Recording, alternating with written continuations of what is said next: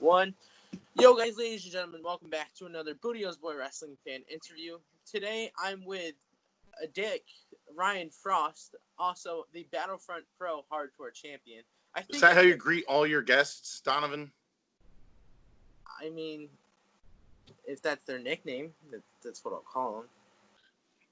My nickname is the infamous Ryan Frost, which does kind of insinuate that I might be a dick, but I don't think you really have to go there. Hey, this is just how the show rolls. All right. It's better than like, oh, you're a really nice guy, because that's a killer, dude. Oh, I can say that if you want to. No, thank you. Anyway, how are you doing today? I'm okay. It's just a pretty consistent, routine. Get hurt, get better, get hurt, get better when you're wrestling, And my back's been kind of bothering me, but what are you going to do? Have you been taking care of your back if it hurts throughout this quarantine? Because a lot of people have had a lot of time off if they're not an essential worker. Yeah, exactly. And on the one hand, if you have a nagging injury and you have this time to kind of rest it and recover and not perpetuate the injury, then that's great. At the same time, there's something to be said for the routine of wrestling, for being in the ring, getting knocked around, getting thrown on the ground, throwing other guys on the ground.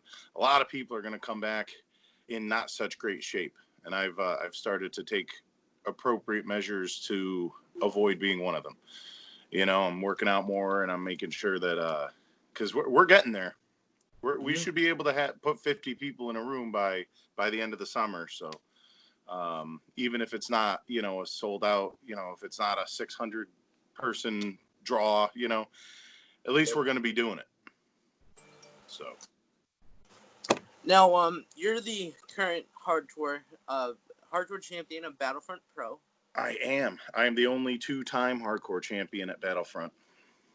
But yet, you think hardcore is stupid. I do. Why are you the champion, though? So, it was probably the most magnificently devised coup in the history of professional wrestling. Dirtbag Dan and his filthy family were defending the championship under Freebird rules. And it's a 24/7 championship. So while Dirtbag Dan and Big Cal Stevens defended the tag team championships at Battlefront, I got a referee. It was Miggy Stripes, and he's worthless except for this one instance. Dragged him out by the ear and told him the match was on. Grabbed up Johnny Chill at ringside after a couple friends of mine made sure that he was ready for the match. Big Jake Sampson, TJ Howell III, the privileged TJ Howell III, made sure that he was ready to go by throwing him into the ring post in the apron. And my finishing move is called the Frost Wave. It's a delightful Cobra clutch into a backbreaker that I've pinned Just Incredible with. And that was that. So exploited the Freebird rule, exploited the 24/7 rule, and have been the reigning defending hardcore champion with a brief hiccup ever since. What you just said, a brief hiccup. What was that hiccup? If you're allowed to tell us. Oh yeah.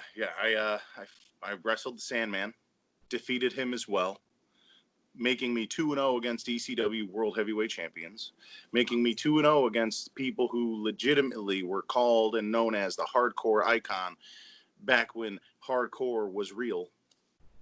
And, the Sandman dropped a couple tables on me, got some good shots in on me, and then Kev Manser, the first professional wrestling athlete that I'm aware of with Down syndrome to have become a champion. It was a great idea. He exploited my weakness.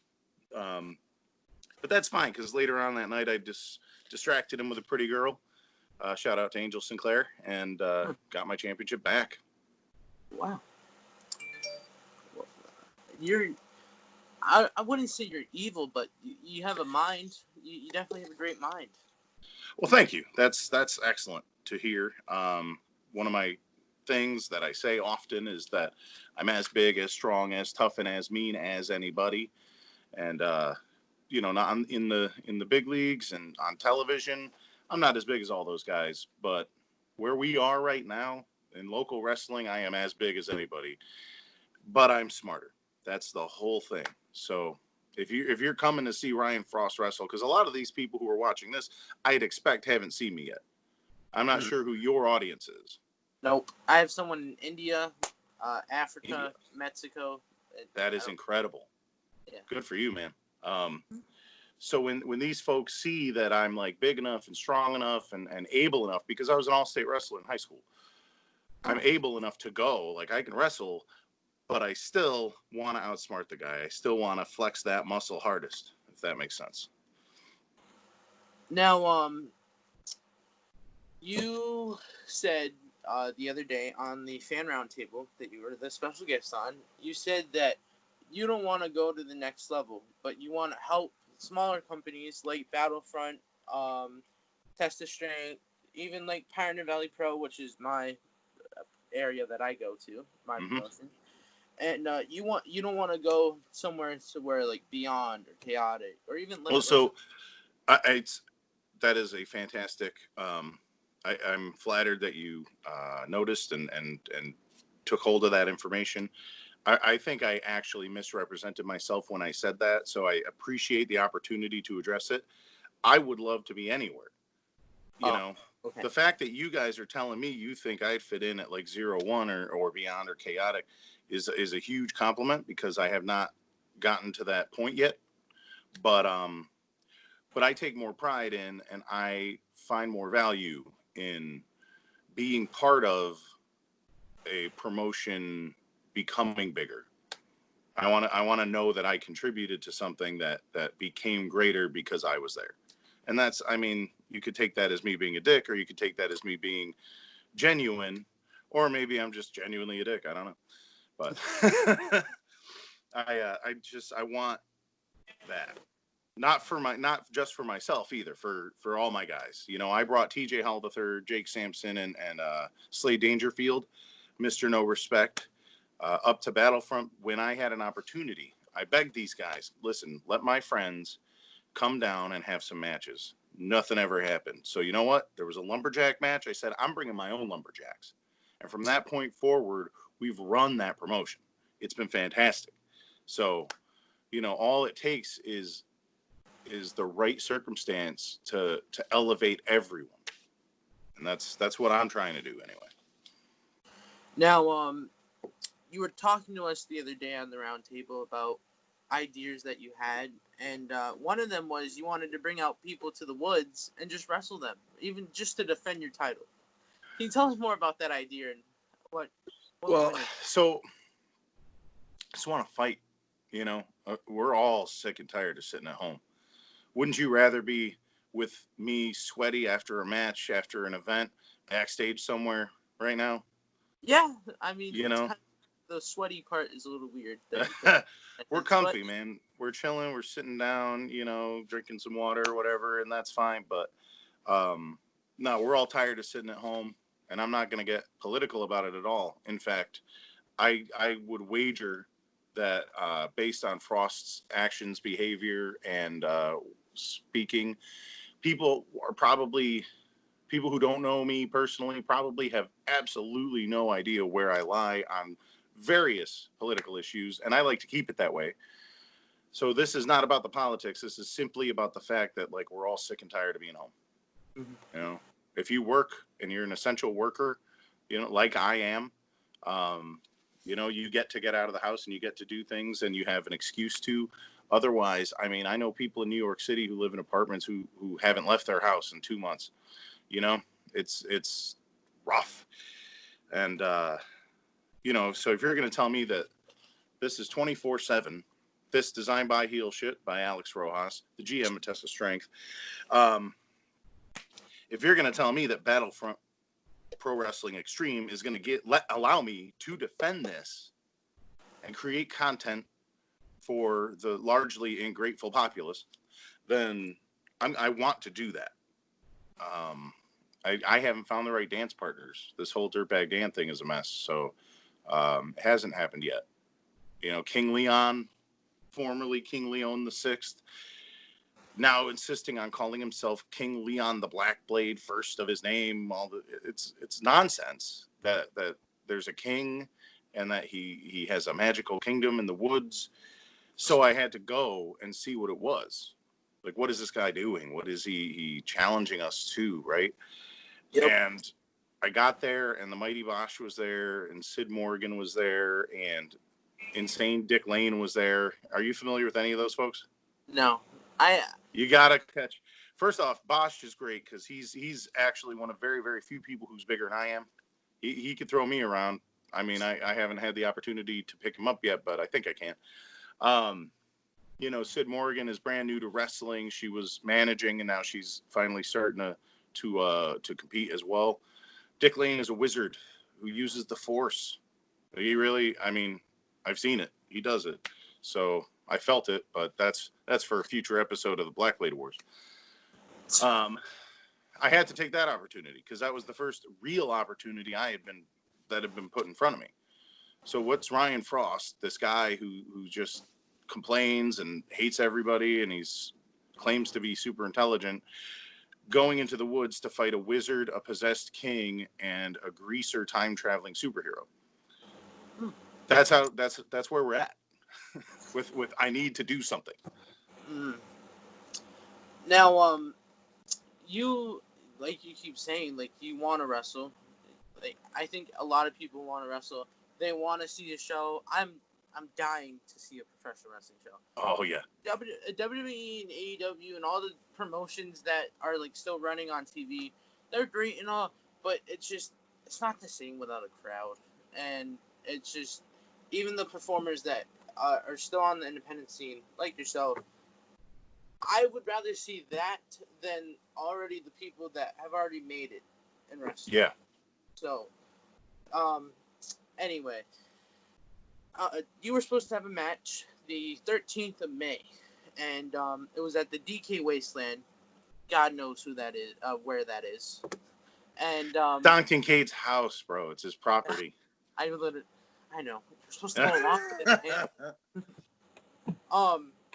You were supposed to have a match with Rebecca Payne and Dirtbag Dan for the Hardcore Championship, and unfortunately got canceled due to some weather problems. But you were tricked into getting that match. How does that make you feel? So I was not tricked. My words were misappropriated, and what I have to say it this way because it's kind of eaten me up, because like Danny and I have had like a legit falling out now about this.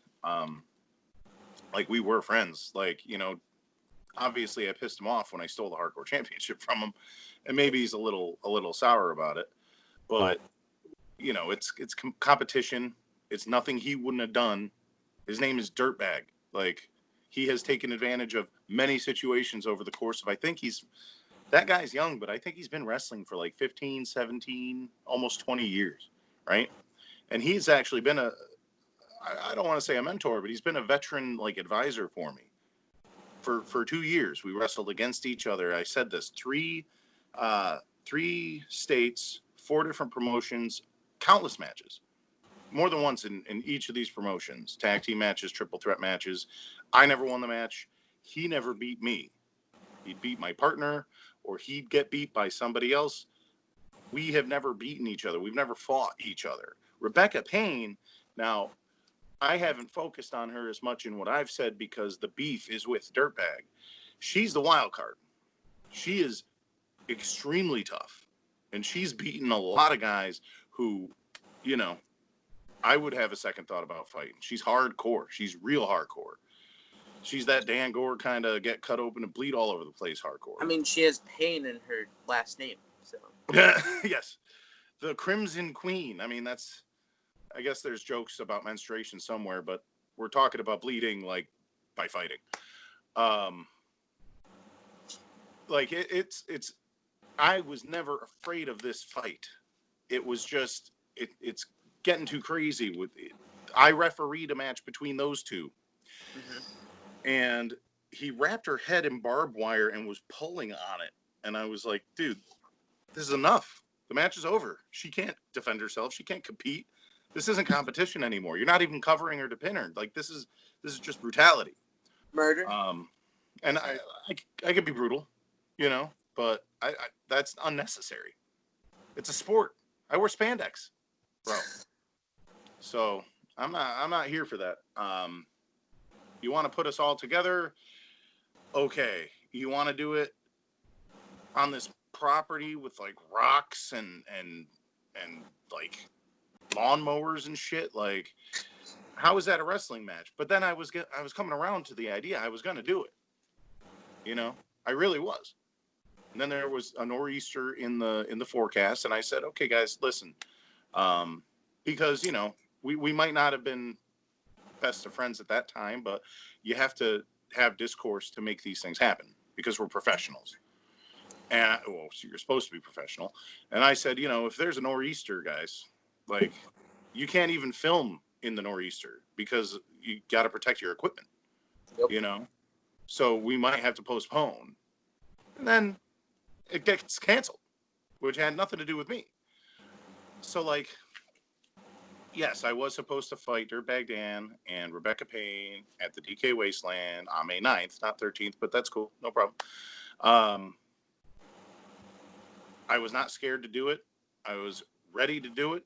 I wanted to do it. And now I'm going to show everybody, unfortunately, for Dan, because I don't want to hurt him. He doesn't know what I'm capable of. I have too much fun with TJ, with Cold Cash, the new Impact players. You know, I'm working on a project for quarantine, some content for the fans of wrestling and for the women everywhere who probably admire Ryan Fraust. That's going to be released probably before we start wrestling again. And I appreciate you having me on here, and I like you, but I'm not telling you what it is. And that's fine. You know, it's fun. I do fun things. Mm-hmm. But I don't have to be fun. I can beat the absolute ever living shit out of Dirtbag Dan and Rebecca Payne if I have to. I mean, you just said you're not scared of anyone. No. Some people, and you think that people are intimidated by you.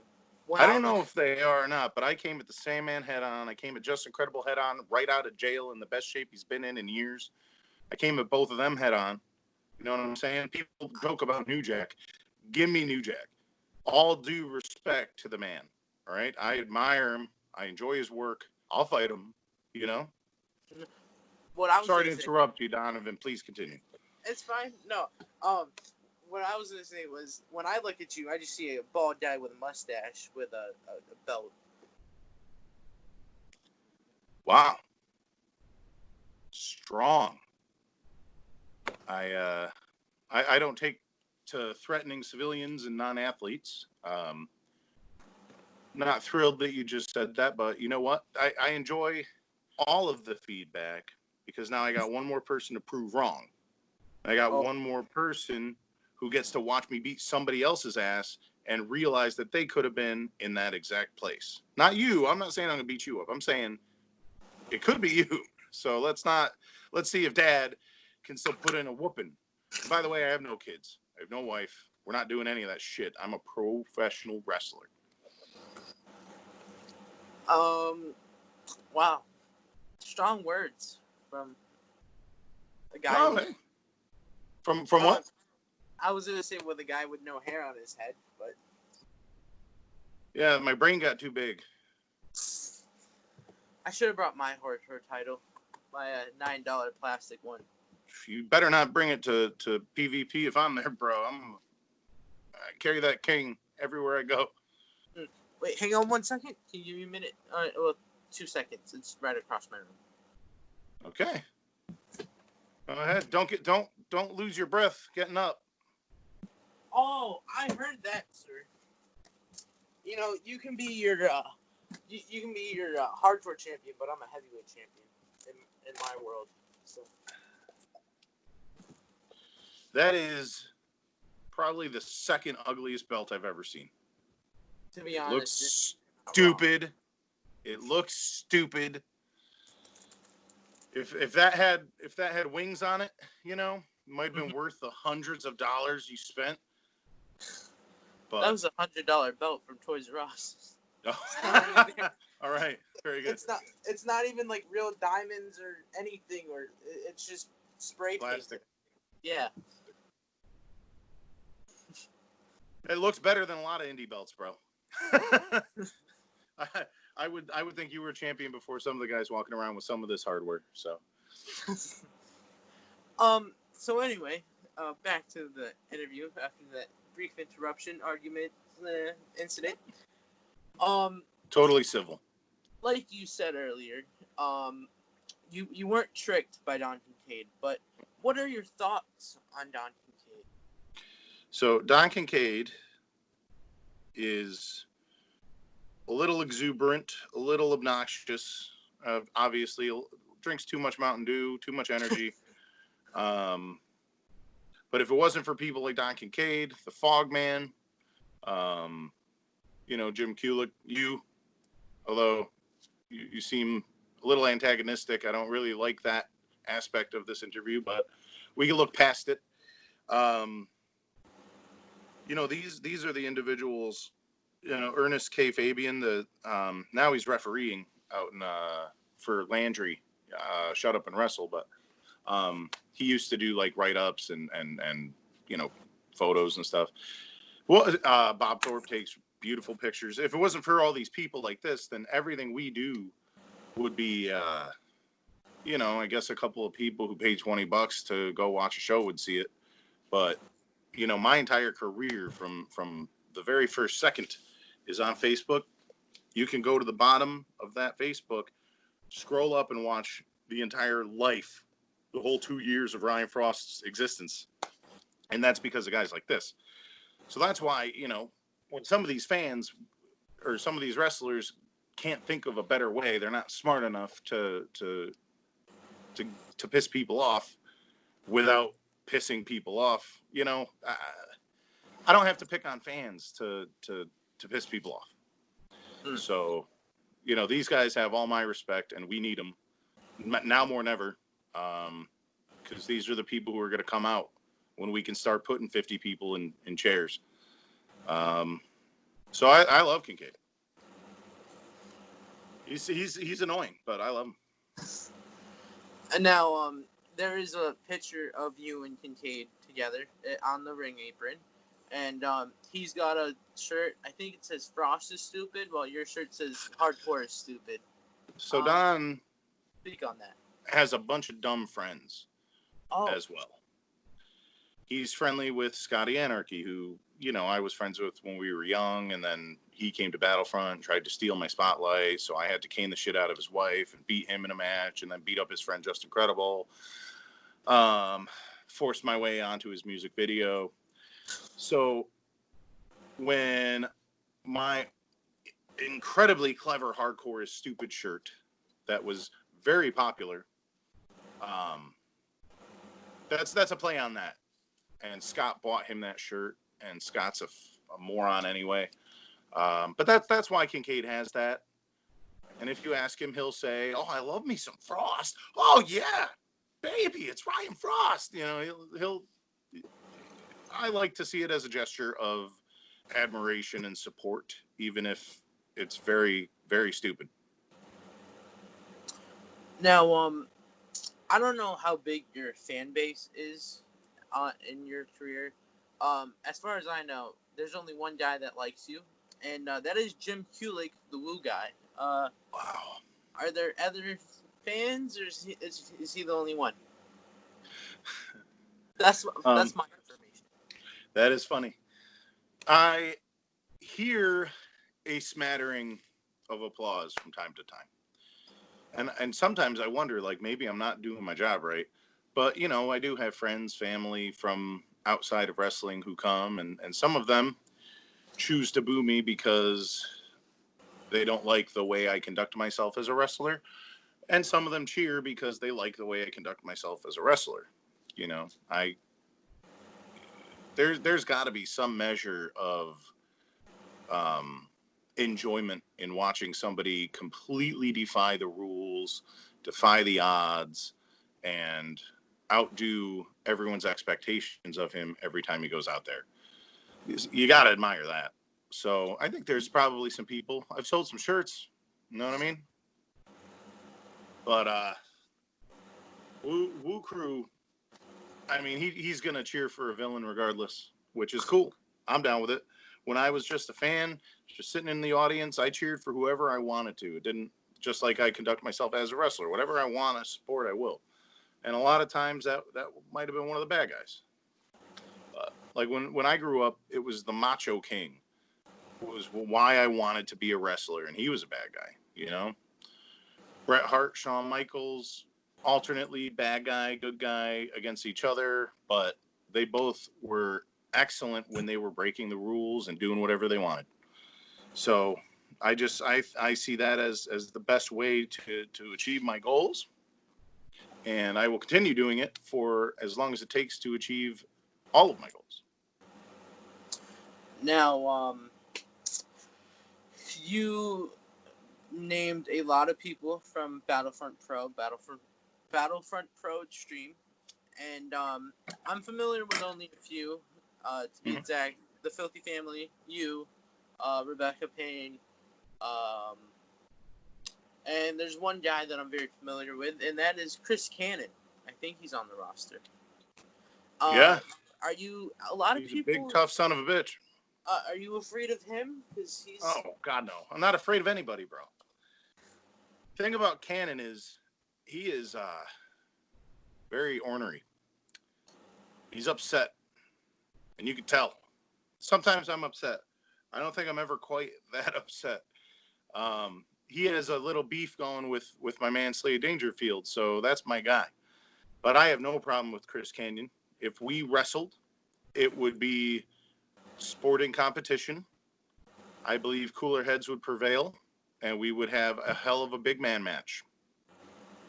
That said, right now I have business to deal with Dan, Dirtbag Dan, and Rebecca Payne, so I'm not going to wrestle Chris Cannon anytime soon.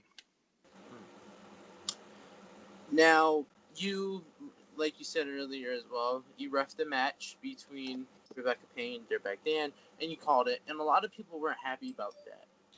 Good. Why did you call it instead of letting it end? They weren't. They had smashed Christmas ornaments into each other's skulls. They had used the barbed wire in several ways, including the aforementioned wrapping it around her head and pulling on it with no effort to make a pinfall, get a submission. Like, these people are just psychopaths trying to see how far they can go. And, I mean, they went out into the street.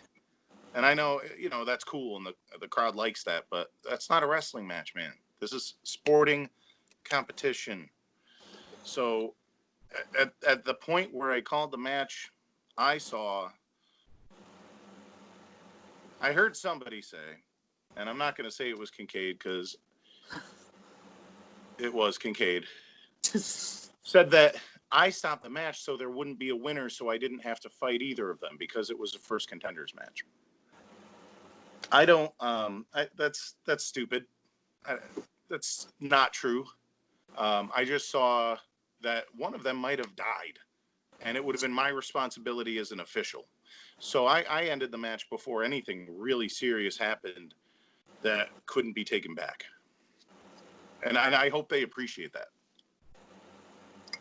If it didn't get to the point of Dirtbag Dan wrapping the barbed wire around Rebecca Payne's neck, would the match would have continued, or would you still have called it because it was already hardcore with ornaments getting smashed? Well, no, that was the moment that I'm looking down at these two individuals saying this has got to stop. This is insane. So I don't know. What other crazy crap would they have done to each other? I don't know. When do you think you'll ever realize that hardcore is not stupid? Listen, I grew up on ECW, if I'm allowed to say that name. Um, and while I was enjoying and watching Lance Storm and Jerry Lynn and Taz and RVD and the stuff like Balls Mahoney, Axel Rotten, barbed wire everywhere, all that crap was happening. Hardcore to me was the wrestling, the best wrestling on the planet, the promotion that the big two stole from on a nightly basis. That's what hardcore meant to me. And now I'm in Battlefront where they're just like, yeah, I'm gonna make sure somebody's bloody mess every event. We're gonna use all manner of pizza cutters. Pizza cutters. It's wrestling, dude. Um, everything, forks and barbed wire and all this nonsense. So that is what I think is stupid. So I honestly, the fact that it's hardcore, the fact that I can use weapons, that I can disobey most traditional rules in an acceptable fashion, I am not complaining about that aspect. What weapon would you use when defending the hardcore title? My intelligence is obviously my most potent weapon. I have adopted the Singapore cane, which I'll never get tired of saying it. So ask again. I beat Just Incredible and I beat the Sandman to become the new hardcore icon by beating both previous hardcore icons. So the Singapore cane is now mine. As well as, I mean, I'm more than capable of using a chair. I don't need barbed wire, bro. That is for the birds. It's stupid. Wow. Very strong words from the hardcore champion. Yeah. What Now, about you? What do you like in wrestling? What does Donovan go to the event to see? an awesome match get put on by two professionals. Wow. So it sounds like we're on the same page, bro. I mean, yeah, I guess you could say that. Mm. I just have hair. That's about it. Okay. I have beautiful, magnificent hair here.